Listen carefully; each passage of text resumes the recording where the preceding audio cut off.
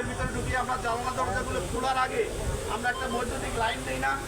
যদি একটা ইনকেস লিকেজ হয় ওই সময় যদি আমরা একটা বৈদ্যুতিক লাইনও দেই পুরো রুমটা কিন্তু বিস্ফোরিত হয়ে যাবে।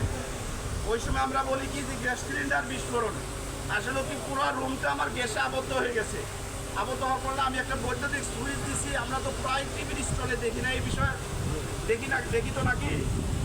এই বিষয়টা আমরা খেয়াল করবো। বাসার ভিতরে ঢুকলে আমাদের কিন্তু একটা গ্যাসের কিন্তু একটা নিজস্ব গন্ধ আছে, এই গন্ধটা পাওয়া যায় কিনা। যদি যায় সেক্ষেত্রে আমরা কোনো বৈদ্যুতিক লাইন ইনস্টল করবো না, মনে থাকবে আমাদের। আচ্ছা, এই যে গ্যাসের সিলিন্ডারটা দেখেন আমরা প্রায় ক্রয় করি, এখানে সবাই অনেক হাইলি এডুকেটেড পার্সন আমি জানি, কারণ এটা বিদ্যুৎ প্লান্ট, সবারই অনেক কোয়ালিফিকেশন অনেক। এখানে কিন্তু একটা রিটেস্টেড ডেট এবং টেস্টেড ডেট লেখা থাকে খোদাই করে।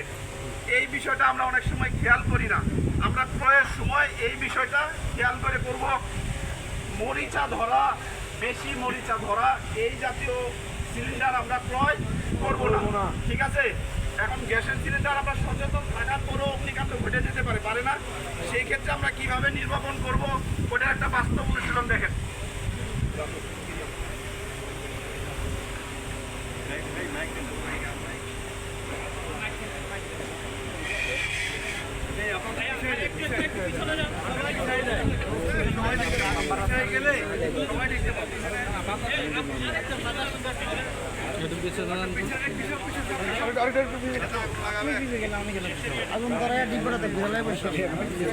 এছাড়াও নিবন্ধে কাপড় দিয়ে নিবন্ধ খুঁজে নেবে